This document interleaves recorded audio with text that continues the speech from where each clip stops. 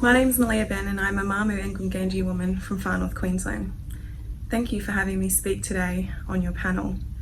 There are two stories that I would like to tell you about. They are stories about my family and my personal journey and the resilience that I have been through and that my family have been through. Personally, I think that I am here because of Aboriginal women resilience. The first story I would like to tell you about is the love story of my great-grandparents.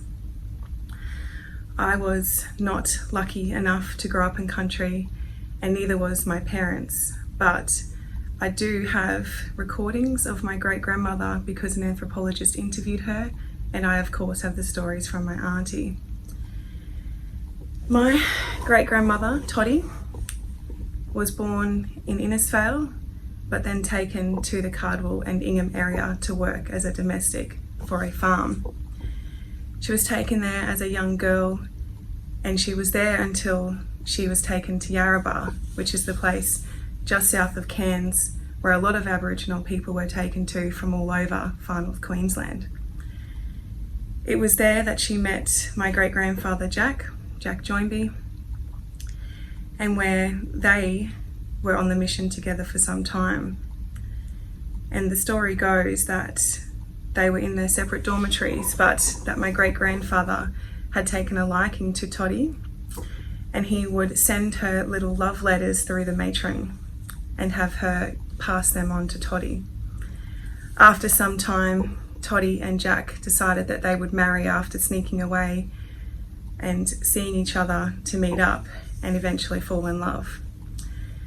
They got married on Yarrabah mission and were there until they were given an exemption. Interestingly, my family was the first family to receive an exemption from Yarrabah mission and were able to move to Cairns. They had a number of children over many years, and one of them being my grandmother Ruby. The part that I love about that story is that being taken to a mission, particularly my great-grandfather Jack, was taken only from Buddabadoo, which is just is very close to Yarrabah, but he was still taken there and taken from his homelands. And despite both of them being taken away from their families, they were able to fall in love, and they were able to make the most of a situation that should have been the worst of situations, and then therefore creating a family that has a legacy all the way until myself. So for me, I feel that having that resilience, having the power to make the most out of what could have been a very dismal situation, shows the power of Aboriginal people and why we should never give up.